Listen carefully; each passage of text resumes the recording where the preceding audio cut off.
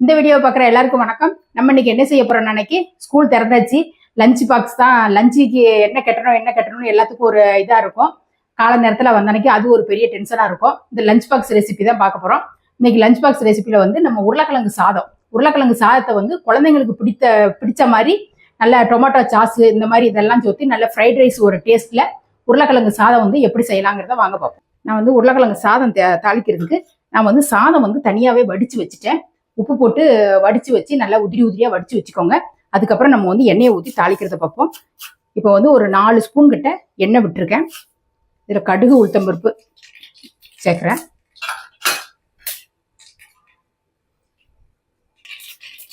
இதில் ஒரு கொத்து கருவேப்பிலை போடுறேன். இதில் வந்து ஒரு 10 பூண்டு பிள்ளை வந்து நான் தொலியெல்லாம் எடுக்கலை, அப்படியே தான் தட்டி வச்சிருக்கேன். அதையும் உள்ள சேர்த்துடுறேன். இந்த பூண்டோட பச்சை வாசனை கொஞ்சம் போற அளவுக்கு லைட்டா வதக்கி விட்டுருவோம். இதுல வந்து 2 மீடியம் சைஸ் வெங்காயத்தை வந்து கட் பண்ணி வச்சிருக்கேன். அதையும் உள்ள சேர்த்துட்டு நல்லா கொஞ்சம் கண்ணாடி பதத்துக்கு நல்லா அதையும் வதக்கி விட்டுறலாம். இது வந்து சாப்பாடு வந்து ஒரு 2 பாக்ஸுக்கு கிளற மாதிரி நான் அளவு சொல்றேன். அதுக்கு தகுந்த மாதிரி எடுத்துக்கோங்க. நான் 2 உருளைக்கிழங்கு வெட்டி கட் பண்ணி தண்ணியில போட்டு வச்சிருக்கேன். சாப்பாடு அளவு சொன்னா 2 டிஃபன் பாக்ஸுக்கு கட்டலாம், அந்த அளவுக்கு சொல்றேன். லைட்டா கண்ணாடி பதத்துக்கு வெங்காயம் வதங்கி வந்தோடனே நான் 2 உருளைக்கிழங்கு வந்து நான் இந்த மாதிரி சின்னதாக தான் கட் பண்ணி வச்சிருக்கேன். அப்பதான் அந்த மிளகாத்தூள் உள்ள காரம் உப்பு எல்லாம் பிடிக்கும். அதனால சின்ன சைஸ் உருளைக்கிழங்கா கட் பண்ணி எடுத்துக்கணுங்க. இந்த உருளைக்கிழங்கையும் உள்ள சேர்த்துருவோம். இதை வந்து ஒரு வதக்கி விட்டுறலாம். கொஞ்ச நேரம் அந்த உருளைக்கிழங்கு வந்து எண்ணெயிலேயே ஒரு செகண்ட் ஒரு நிமிஷம் கிட்ட அப்படி வதக்கி விடுவோம். இப்போ வந்து உருளைக்கிழங்கு வந்து கொஞ்ச நேரம் வதக்கி விட்டுட்டு நம்ம மிளகாத்தூள் எல்லாம் சேர்க்க போறோம். மிளகாத்தூள் வந்து நான் ஒரு 3/4 கரண்டி போடுறேன், 3/4 ஸ்பூன் போடுறேன். நம்ம வந்து ஏற்கனவே கொஞ்சம் செஸ்வான் சாஸ் கொஞ்சம் ஊற்ற போறோம். அதனால அதுலேயும் கொஞ்சம் காரம் இருக்கும். அதனால அதுக்கு தகுந்த மாதிரி பார்த்து போட்டுக்கணும். கொஞ்சம் மஞ்சள் பொடி,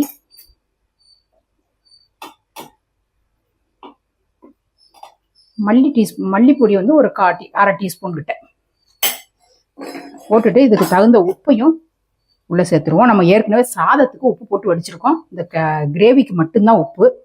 அதையும் உள்ள சேர்த்துட்டு நல்லா அந்த மிளகாத்தூள் வந்து நல்லா உருளைக்கிழங்குல படுற மாதிரி நல்லா பிரட்டி விட்டுருவோம். இந்த உருளைக்கிழங்கு வந்து நல்லா கொஞ்சம் வேகணும். அதனால கொஞ்சமா தண்ணி சேர்த்துக்கணும். கொஞ்சமா சேர்த்தா போதும். ஒரு 1/2 டம்ளர் கிட்ட ஊற்றிருப்பேன். இல்லைன்னா உருளைக்கிழங்கு அப்படி முங்குற அளவுக்கு ஊற்றிக்கோங்க, பார்த்து ஊற்றிக்கோங்க. இப்போ வந்து இதை தட்டை போட்டு மூடி வச்சுட்டு இந்த உருளைக்கிழங்கு வந்து நல்லா வெந்து இந்த தண்ணியெல்லாம் வத்தி வரட்டும், அப்புறம் பார்ப்போம். இப்போ வந்து நல்ல உருளைக்கிழங்கும் நல்லா வெந்து தண்ணியும் நல்லா வத்தி வந்துட்டு நசுக்கி பார்த்தீங்கன்னா உருளைக்கிழங்கு நல்லா வெந்துட்டு இப்போ வந்து இந்த தண்ணியோட சேர்த்துறாதீங்க. இந்த சாஸெல்லாம் தண்ணியோட சேர்த்தோம்னு அன்னைக்கு சதன் ஆயிரும். இந்த அளவுக்கு தண்ணியெல்லாம் வத்தி கொஞ்சம் எண்ணெய் பிரிஞ்சு வரும்போது இந்த மாதிரி சாஸெல்லாம் ஒன்று ஒன்றா சேர்த்துக்குவோம். நான் வந்து இந்த செஸ்வான் சாஸ் வந்து ஒரு ஸ்பூன் கிட்ட சேர்க்கிறேன்.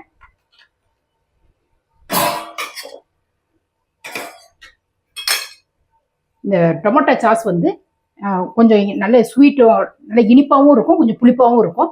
அதனால ஒரு 3/4 டீஸ்பூன் நம்ம தக்காளி சேர்க்கறதோட இந்த சாஸ் சேர்த்து செய்யும் போது பசங்க வந்து விரும்பி சாப்பிடுவாங்க. இதுல வந்து ஒரு 3/4 புளிக்கரண்டி சேர்க்கிறேன். அடுத்து வந்து சோயா சாஸ் வந்து கொஞ்சமா சேர்க்கணும். சோயா சாஸ் வந்து நிறைய சேர்த்துடக்கூடாது. சோயா சாஸ் வந்து நிறைய சேர்த்தோம் அப்படின்னு நம்ம நினைக்கி கசப்பு தன்மை வரும். அதனால நிறைய தான் இருவாரு. ஒரு 1/4 டீஸ்பூன் கிட்ட விடுறேன். விட்டுட்டு இந்த சாஸ் எல்லாத்தையுமே நல்லா கலந்து விட்டுருவோம். இந்த வந்து சாஸ் எல்லாம் ஊத்திட்டு ரொம்ப நேரம் சூடு ஏறணும்னு அவசியம் இல்லை. இதுல கொஞ்சமா கொத்தமல்லியும் சேர்த்துடுறேன்.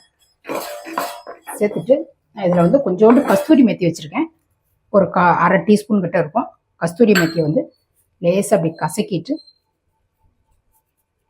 அப்படி உள்ளே சேர்த்துட்டோம்னா அதோட கஸ்தூரி மெத்தியோட வாசனை, அதாவது இப்போ காஞ்ச வெந்தயக்கீரை அதோட வாசனை வந்து நல்லாயிருக்கும். இப்போ வந்து நம்ம அடுப்பை ஆஃப் பண்ணிட்டு கீழே இறக்கிட்டு சாதத்தை கிளறிக்கலாம்.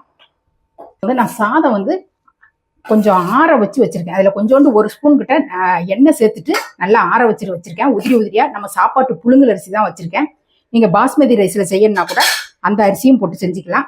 இப்போ வந்து நான் கொஞ்சம் கொஞ்சமா அரிசியை சேர்த்துட்டு நல்லா கலந்து விட்டுருவோம்.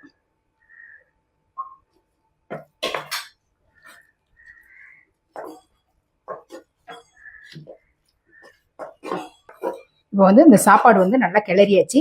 நல்லா உப்பு காரம் எல்லாமே கரெக்டாக இருக்குது.